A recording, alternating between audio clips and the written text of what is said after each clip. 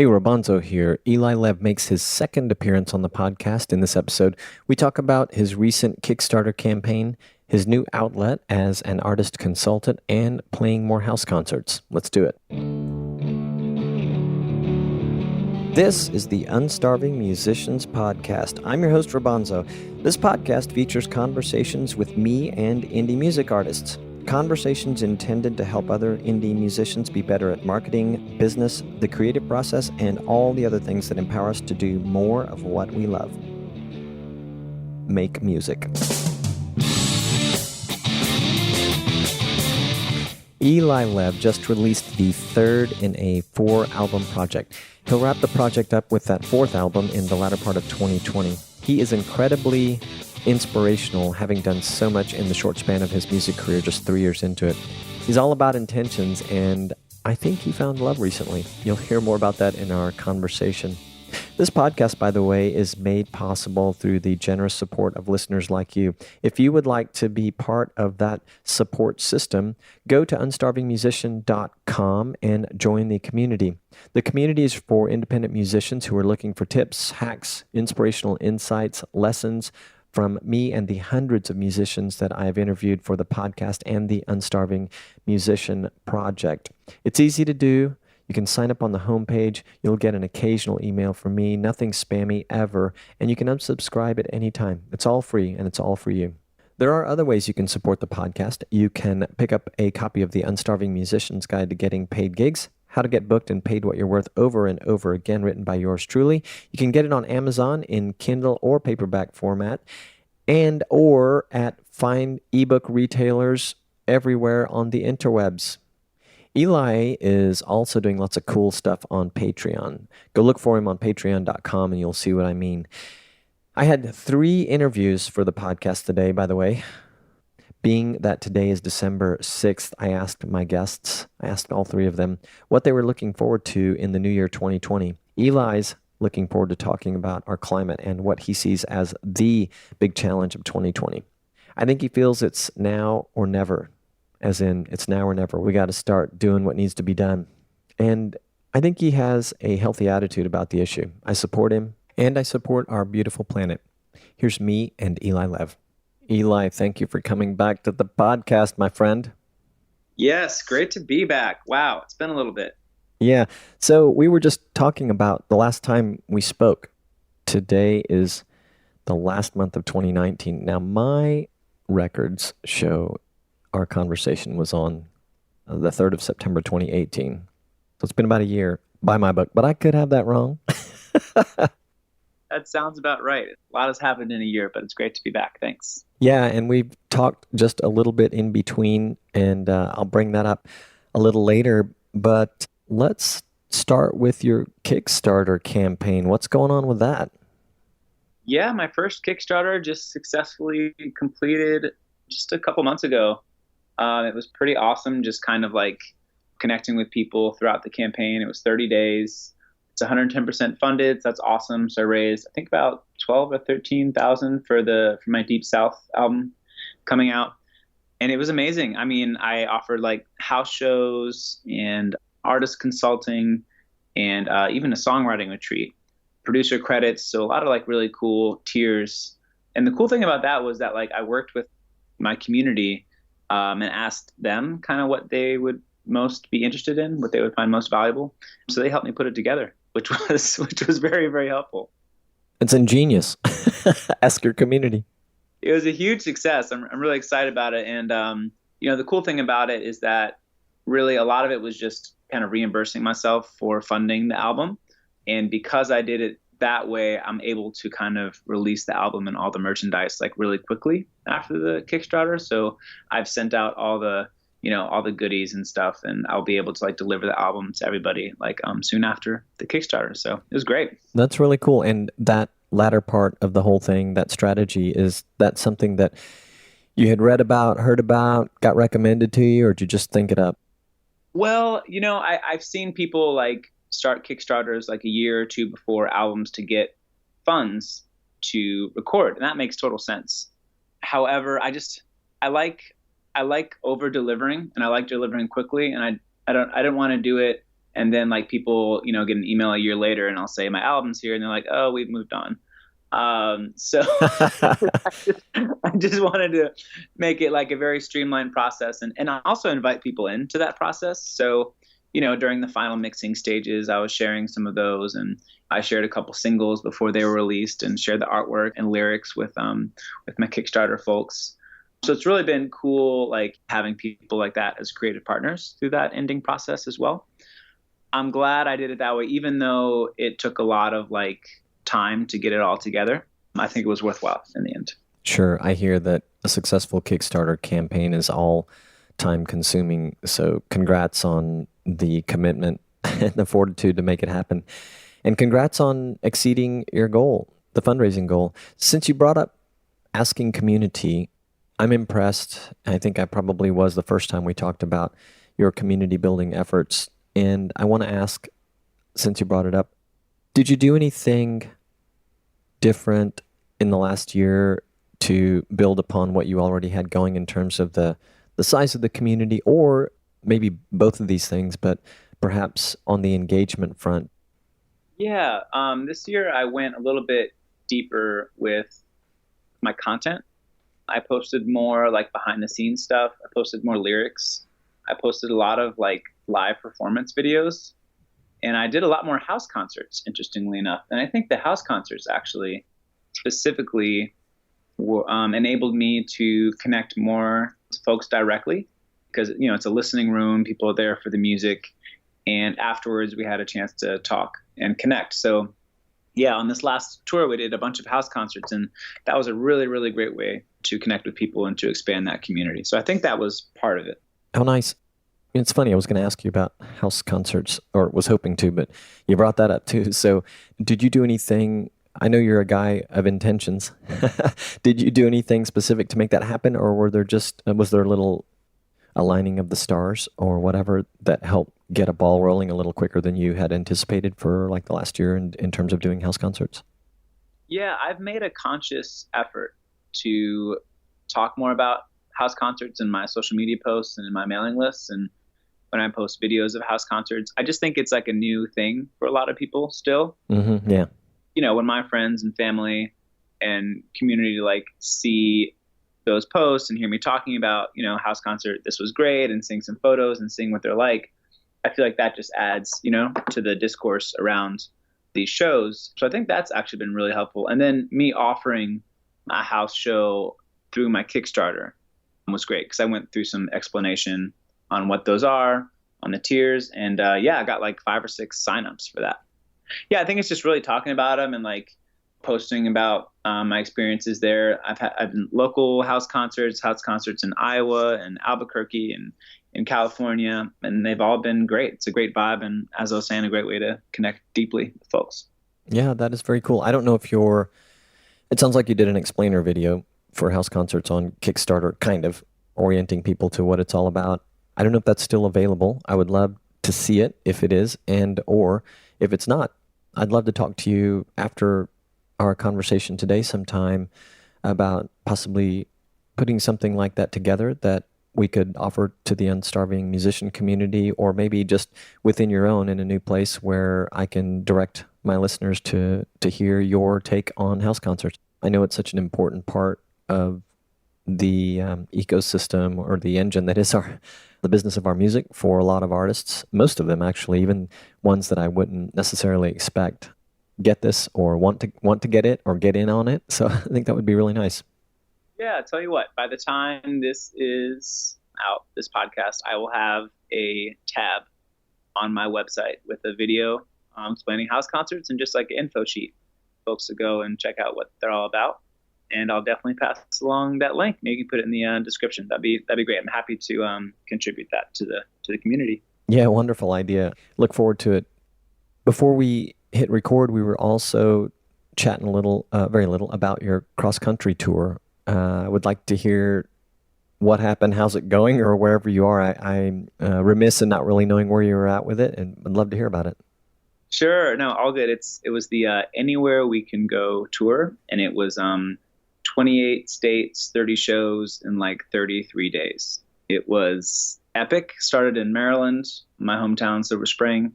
went down through Virginia, North Carolina, Tennessee, Arkansas to Texas.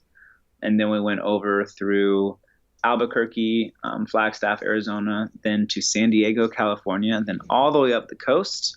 We hit LA, San Francisco, Big Sur, Portland, Seattle. It was amazing. It's a long coast, that west coast, I'm telling you. It's very long from bottom to top. And then we came back through Denver, Colorado, Nebraska, Chicago, Pennsylvania, New York, Philadelphia, and back to Maryland. So it was quite the loop. I went with duo partner Megan Lee. She was joining me on vocals and percussion. We had a great tour. We played everywhere from ticketed venues to house shows to casinos to bars, restaurants, coffee shops, like kind of collectives. Like, it was very, very cool. It was our first time doing something like that. And to be honest, we got back 2 weeks ago, but I'm just still now kind of comprehending what happened, processing the whole trip. Because if you think about it, you're on tour. Every night you play a show, and then immediately after that show, it's like we're already thinking about the next show and how do we get there. We're already in the car driving 4, 5, 6 hours thinking about where we're going to stay. And we talk a little bit about what just happened, but it was just such like a fast-paced kind of experience, which I'm actually happy that it was, just because, I had a short time frame to get in those shows. But it was amazing, and we met so many good people. We played for hundreds of people all across the country, and the response to my music was really special, really overwhelming. It was the first time I was able to play for a bunch of people, and so it was really, really cool. I'm guessing a lot of those markets were first time for you? Yeah, so I have done Northeast tours, I've done Southeast tours, and I've done Midwest tours, but I've never been out past the Mississippi. So all those shows in the Southwest and West Coast and Northwest, even in Iowa and Colorado, those were all new markets, new venues. So friends and family coming out. And it was so cool. Like, people in Maryland would tell their friends in California to come out to the show. You know what I mean? And people in Chicago would tell people in Iowa to come out to the show. So it was like this really organic kind of process, which was really neat to see. I'd never seen something like that on such a big scale. So it was great. Oh, sounds amazing. How long have you and Megan been working together? So we've been singing together for about a year. We started with just some farmers markets, and then she's joined me on some full band gigs here in DC, Maryland, and Virginia. And on this tour, I'm not really at the stage where I can kind of support a whole band on the road. Megan and myself, we only stayed in a hotel once the entire tour. We're not staying in hotel rooms every night just yet. So, it really made sense to have go as the duo and split driving and help with performing. So that worked out really well. Yeah, that's cool. I think that we maybe last time we spoke, you were just, we're thinking about doing more work with her. I might be thinking about another conversation, but I figured it was about a year, but it sounds like the two of you are hitting it on quite well musically. So that's amazing. Yeah, we just did our first holiday song, actually. Oh, nice. So it's called The Longest Night of the Year. I'm playing ukulele and she's doing some bells. It's about the winter solstice. It's actually out now and on all the things, and we're really excited about it. It's great. I will check it out. I'm a fan of the holiday music, and it's kind of weird. I'm not normally all the way into December and haven't played in my own home or car a single holiday tune, but perhaps today's the day. Actually, I did. I previewed your song. So I guess you officially got me started, so that's cool. I'm not sure if I still have an Unstarving Musician holiday playlist. If I do, though, I'll put that on there. So I was looking over your discography, trying to catch up, and I poked into your Patreon account, of which I am, what do I call myself? A patron? You are a patron, yeah. So, and I saw some sneak preview stuff of Deep South. I know that some of the singles have rolled out, but I heard at least one tune I hadn't heard, and I was kind of, I was reading some stuff about it, and that was there for patrons, I guess, just a few days ago. So what's the scoop on Deep South? And it is, correct me if I'm wrong, it's part of your 4-album series, number 3? That is correct. Yep, 3 out of 4. You're right on. So Yeah, Deep South will be out and available by the time this podcast is published. It is the third out of my Four Directions album series. My first one was All Roads East. Second album was Way Out West. And then this third one is Deep South. The last one will be True North, coming out at the end of 2020. So it's been an epic creative project. I just had the idea for the album series from, when I was a teacher in the Navajo Indian Reservation in northern Arizona. The Four Directions were like a really big part of the belief system out there, and it really kind of resonated with me. So that was just an idea that I had at the beginning before I'd done any music. I was like, it might be cool to do like a 4-part series like that. And then, 3 years later, I'm 3/4 of the way through. So it's been pretty awesome seeing the growth and the development through the project. How does it feel to get to this point in the project that you knew was going to span 4 years? And have you even had a moment to think about what it's going to feel like when you get to the last one, which I assume is going to be around this time next year? Yes. So like my goal in life is just to have a double vinyl printed of That will be amazing.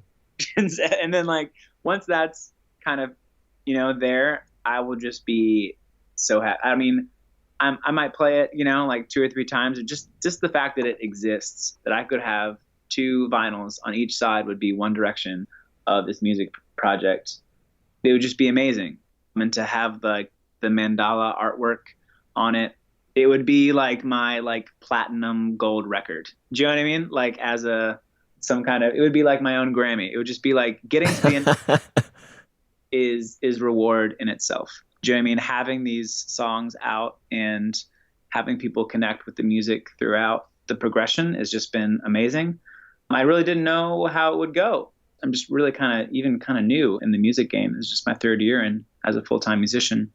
So it's just guideposts along the way. I think that's actually really helped me kind of understand the scope of the project and like kind of organize singles and releases and recording dates. The process itself is what's most enjoyable. So I will be very happy when it's all over, but also be like, what do I do now? Yeah, well, if I had to guess, you probably will, before you get to that 4th one, you'll be thinking about maybe have at least mind mapped what's going to happen next. But knowing you, and it's very inspirational to be reminded that doing this at the level that you're doing it is about a 3 years in journey, and to see all that you have accomplished. And I remember when we first spoke that there was a day on travel where it all kind of, you pointed to a day, I think, or a trip where this all came together with just, some intention to do some things that involved playing music and creating music. You mentioned that you have done a lot of traveling this year. Was there travel outside of the touring? Because it sounds like a lot of it was right there. Did you get any time to do some Eli travel that was just, I don't know, reflection or doing whatever you want to that may not involve music? Yes. Self-care has been really, really important in helping me keep up the momentum. So I've understood that in order to like be as productive as I need to be, I need to spend just as much time eating well, meditating, running, and taking time off as in time on to music, because it can be all encompassing and it can take over everything if you let it, just because there's so much stuff to do. So yeah, I've taken some travel out to the beach for a week. I have a 10-day meditation retreat coming up in Massachusetts, which I try and do every year. I have a 10-day, they call it the lemon cleanse, lemonade diet coming up in January, where I just drink lemon juice and apple and maple syrup and cayenne pepper for 10 days. So that's always fun. I can't really do much when that's happening. So that's basically like a fast, right? Yeah, 10-day fast. So I do all these things, probably do like a week or a 2-week kind of like disconnect once every 2 or 3 months, just to kind of check in and make sure I'm in the right place, my mind, body, and spirit are all kind of aligned to that. And I think that comes out in the music. The more we're able to connect with that and be good and balanced with ourselves, the more like that creative part, I think can work. So that's been really important. Yeah, I can imagine. And I'm also getting the fortuitous reminder, not that it wasn't lurking in the back of my mind, that it's so important for me and everyone to do the self-care, take some time out. I've run into a patch of a lot of intense activity, and then there's a new music project that's spinning up at the same time, which is one of the most relaxing things, of course, that I do amidst all the other stuff. But fortunately, I already have some activity slated out for me, and it involves beaches, so that'll be good. But it's a great reminder because this week has been particularly tough for me. Yeah, I mean, and like we shouldn't feel guilty to take time for ourselves either. It's just the only way to give to others and give to society and our friends and family is if we're okay. You know what I mean? If we're full and if we're healthy and feeling good, then we can do so much more good work in the world. That's become such a important part. So now I have one day a week, which is my Monday, where I just try and totally disconnect, try not to do emails, try not to go out, don't drive. That helps me kind of get the energy I need for the rest of the week as well. It sounds like you're single, and I don't remember, are you? No, I am not now. Megan Lee and I have been doing the music thing. We are now partners in all things, if you can believe that. You heard it first right here. I'm just kidding.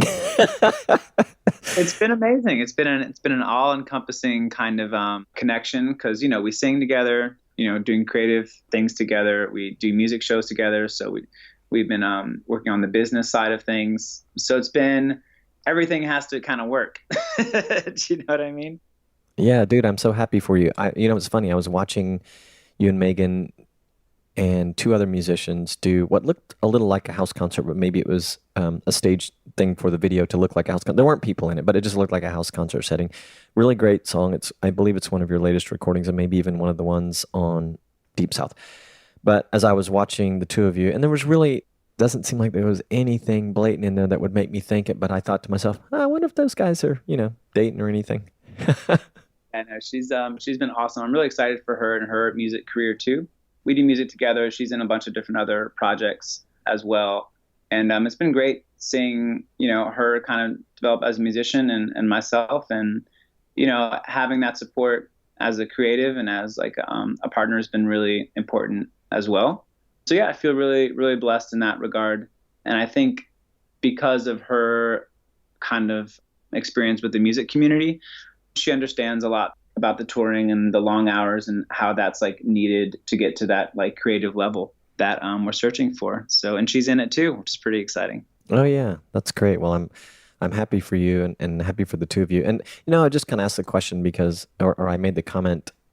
I guess it was a question about being single because you were like, who would put up with something like that? No, absolutely not. You know what I thought you were going to say is you were just hitting on me. No, I was wondering because you were talking about unplugging, and I was just sort of visualizing you're chilling out at your place all by yourself. But I bet the two of you are very much on the same page with the importance of what we were just talking about and unplugging and just doing all the things we need to do to take care of ourselves so we can be the most creative that we can be. So lucky you and lucky her.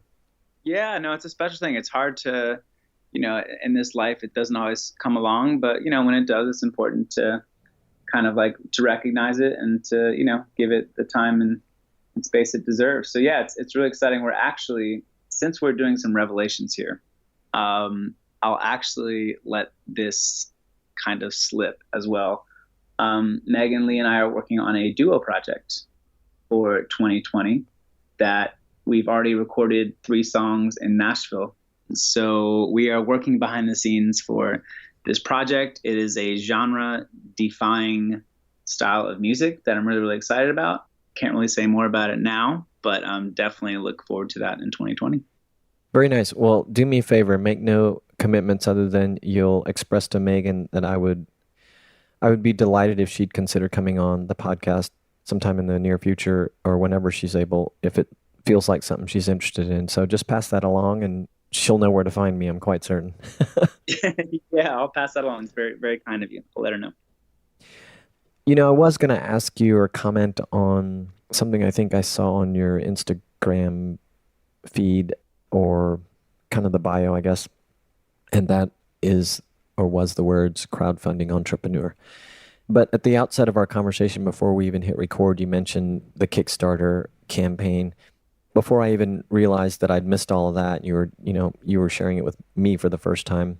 Not that it wasn't there for me to see and be all involved in. And you know what? Now that I'm thinking about it, I'm like, you know what? I think I did see that you were doing one, and just, there's so much flying through my inbox, I just didn't keep up.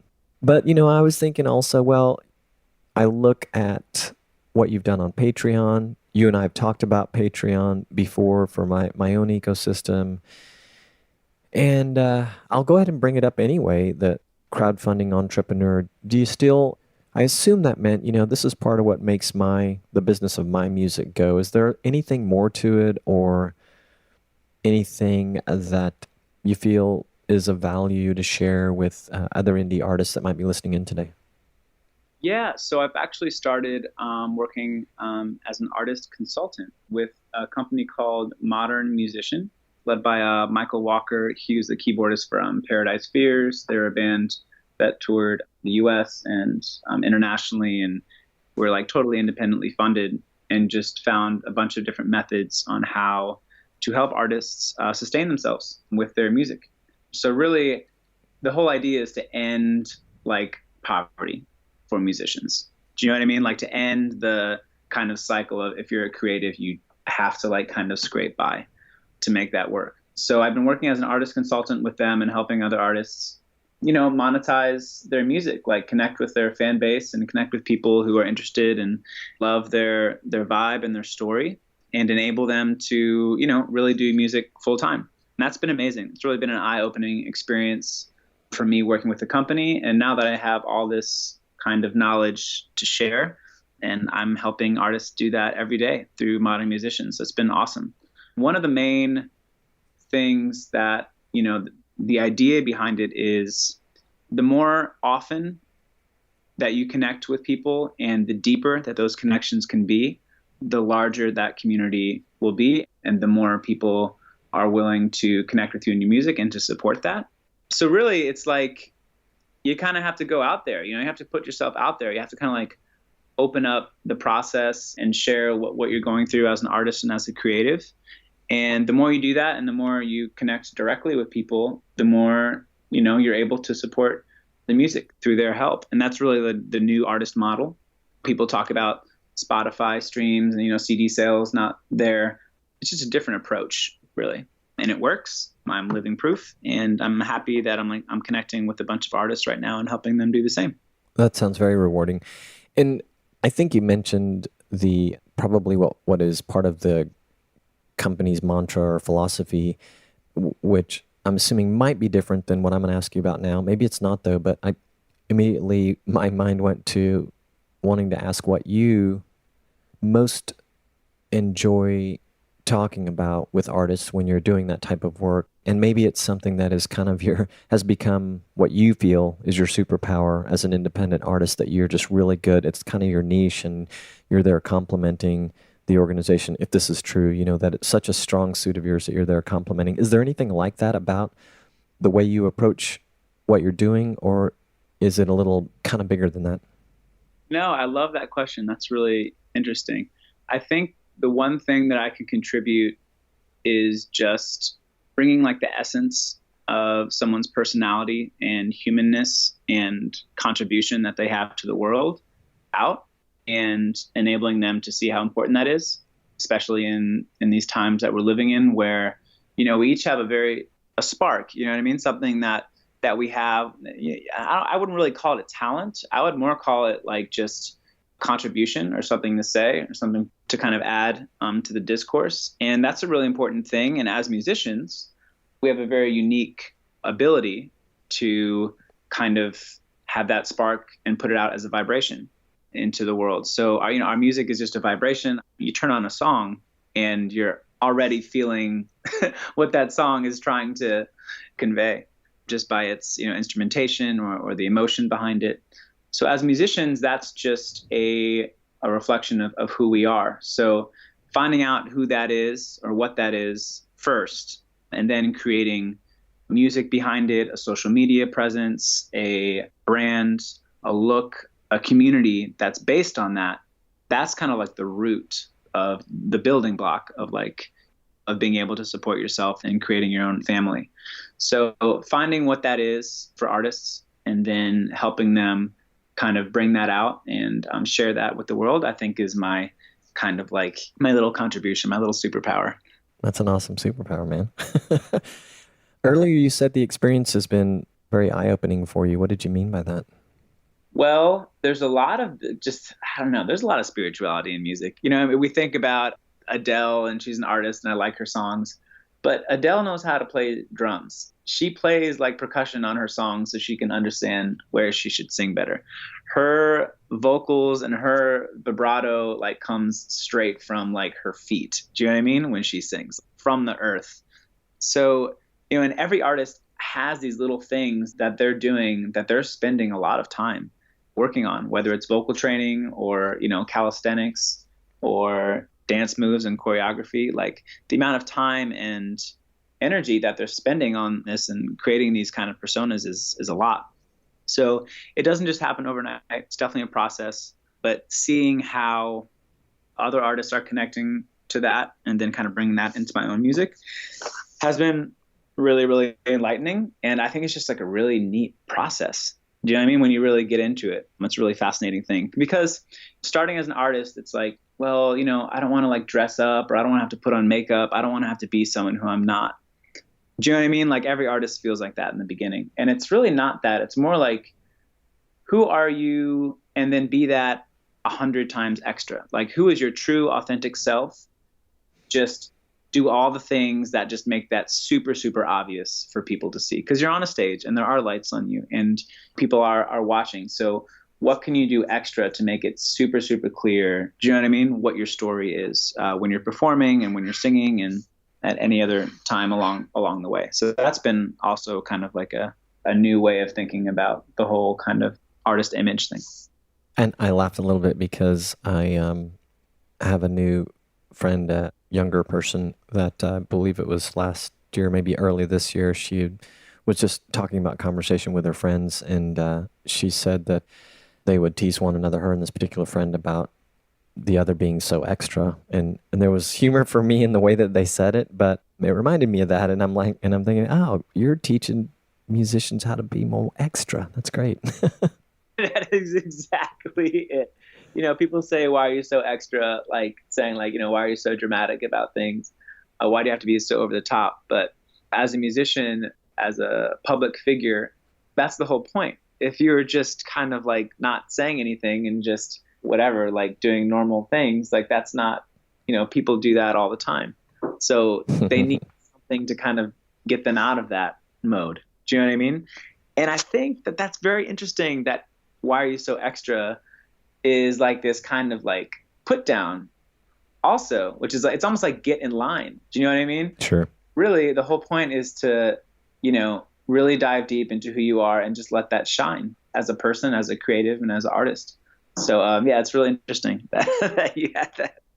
Well, and there's a distinction between being extra just sort of all over you versus being extra to your tribe, to your community, to your people, those who really want to see extra you. So I can see the difference and the value in sharing with people the importance of it. It's funny, I've mentioned this guy, now it's going to be twice today, but Carlos Castillo. He has an online music community, and I asked him in an interview long ago, I'm like, Carlos, you've kind of got a bug up your ass about the music industry. And he goes so far as to spell it out with D-U-H and industry in it. And he laughed a little and said, look, he goes, being out there working, trying to serve others, part of it is amplifying your weirdness. And I think I just remember that because it's another way of saying, you need to be more extra with your people. Yep, I love that. Amplifying your weirdness. I've always said, and I'm sure I got it from someone else, but let people into your weird little world because they love it. Yeah, and the more authentic, we are, the more people respond to that. So that's great. Yeah. Yeah, and it's tough. I think that we're helping people maybe because in a way that we hadn't thought of, because words like authentic and transparent have become very tired words. But it's all the same stuff, right? So maybe we're giving them a fresh way to think about it, or at least a fresh way to talk about it. I made a note about a video for To the Stars. Megan's in this one, right? Yes, she is. Is that the quartet? That's the quartet. Yeah, we've got an upright bass.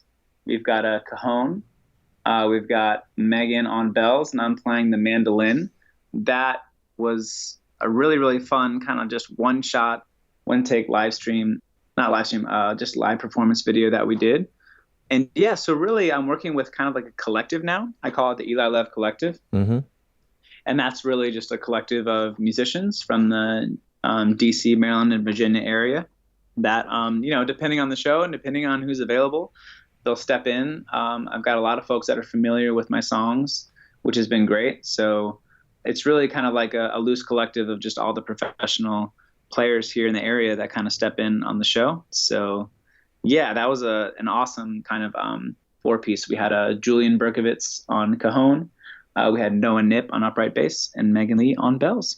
I think that's the video that I saw her in, I realize now. And a great video. I believe it's at the top of your website, which for those of you listening, lest I forget before we wrap up here, is Eli-Lev, L-E-V, as in hyphen, so it's ELI-Lev.com. And on socials at Eli Lev Music. You can find that video and all the other stuff that Eli's up to. DMV, is that DC, Maryland, Virginia? That's exactly it. Okay, I was looking at that, and you know what DMV means to me, which I knew it wasn't. It was Department of Motor Vehicles, which is I get from Texas and California and maybe all the other states, but now I get it. Thank you. I have a playlist on Spotify, so it's not the Department of Motor Vehicle. It is the DC, Maryland, Virginia playlist. I have a nice playlist on Spotify of a bunch of different artists from the area that I put out, and it's great. It's an awesome community here. I'm glad that it came out. I was going to forget to ask. I thought I'll figure out what it is later, but it has a much bigger meaning than one that I could have joked about. So as we're recording this, we're in early December, wrapping up the first week, and 2020, the roaring 20s or whatever we're going to call it, is staring us right in the face. Is there anything in particular that you are looking forward to? Yeah, 2020 is going to be a really big year. We are in the middle of a climate emergency. Let's just be honest with each other and everybody in the world. What we do now in the next 5 or 10 years, I think, is going to decide what happens in the next, 2 or 3 centuries to this world and to the human race. I think it's an important time. I think it's a wonderful time. I think it's a scary time.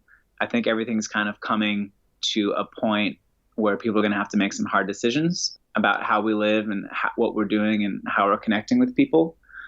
I'm thankful that I'm here for this kind of period in our history, because I think we need to come together as people and as a community and as a group and say what we think and what we believe in. And if I can kind of facilitate that in some kind of way with my music, I think that's really important. So I definitely feel connected to that conversation. And I hope I can do my part to steer it in the right direction. Well, I hope I can help too. I think no matter where we stand on or which side we stand on with, be it data friendly, science, politics, that we should all be able to just kind of see that things are changing, and hopefully they are as in our control to influence as many of us in the planet believe to be the case. And hopefully we will all come together and forget about the different things that scare us in life and just think about how we keep this beautiful place beautiful. Yeah, no, I think that's the number one kind of task. I think everything else just kind of, if you look at it that way, just takes a back seat. So hopefully we can rise to that occasion. I don't think we've ever really had to do that as humans, or as a race, as a species, as a world kind of community. So it'll be really, really fascinating and interesting to see if we can. So like a big part of my music and this project and building the community is to, have a platform for those kind of like topics and to get people in the right mindset to understand what they need to do to make that happen. Yeah, it's funny, and not to go down a rabbit hole on it to predict what's going to happen, because I know that some things are a given and some things are probably predictions that are, many of which will turn out to be pretty accurate. But I was talking to just last night a couple that is, among other things, in the business of farming whole foods, if you will, organic foods. And this is in Panama. And we were talking about he was sharing with me that there's a report out. The organization that did it, I guess is very in tune with things like farming and, of course, ecology probably and the environment. But they were saying that summer in Panama has started early and it's going to be a hotter than normal year. And we just kind of very briefly, while we had a moment to diverge from the reason we were actually there, just talking about the impact it's going to have, the indirect impact it's going to have on our business. And, of course, if you start thinking about it on our lives and all this. So, yeah, you kind of just made me a little more interested in going back to the conversation from last night to learn a little bit more about the details of what is being said and what is being expected, and sharing some of that. And I'll certainly stay in tune with the things that you're trying to help share on that front and the good things that you and your tribe are going to be trying to do. Yeah, no, a lot of that has to do with the natural world. I do a lot of live performances in natural settings, one at the Garden of the Gods in Colorado, an incredible place. And I sang my original song, Oh My Lord, about the power of our natural world and the setting that we live in. So just kind of bringing people's attention to that. And like by building these communities and by connecting with our neighbors through house shows and these kind of things, that just kind of makes the framework to tackle the bigger issues. You know what I mean? And to kind of get all the other noise out of the way and kind of really understand kind of our responsibility to the planet and to the next generation. So yeah, it's going to be a big year, but I'm super blessed to be connected with such good folks like yourself, like my friends, family, and community. And I think there's a lot of good intention out there that can kind of bring us through. Well, back at you, my friend. Thank you again for spending time with me today. And if there's anything I can ever do for you or any of the fine folks that you're supporting, let me know. I will be talking with you soon because we have another episode coming out in the new year that will be the product of this conversation. And thanks for all that you've done for the podcast. And for me, you probably don't even realize, but you're a very inspirational person, and I appreciate you. Yeah, you're amazing, man. Thank you for the platform, the opportunity to talk to you and your people. And yeah, can't wait for 2020. It's going to be exciting, and True North and the end of the project is going to be there as well. So a lot to look forward to. Cool, man. Talk to you soon. Hey, thanks again for listening. If you are loving the podcast, please visit unstarvingmusician.com/crowd sponsor to learn about the various ways that you can offer your support. And again, if you're a listener, I consider you a supporter, especially if you shared it with a friend. Thank you. Have you heard of Bandzoogle? Yep, they're powering websites for musicians all over the world. Their easy system will get you online fast. They have tons of mobile-friendly templates to help you custom design your site and content. It's built for musicians by musicians. They make it easy to sell merch, grow your email list, integrate your socials, and they offer support from a musician-friendly team 7 days a week. Plans are affordable. Go to bandzoogle.com to start a free trial, and be sure to use the promo code ROBONZO to get 15% off your first year. That's bandzoogle.com, promo code ROBONZO, ROBONZO. Look for show notes and links to most everything mentioned in this episode at unstarvingmusician.com/podcast. Thanks so much for listening. With a whole lot of gratitude, peace, love, and more cowbell.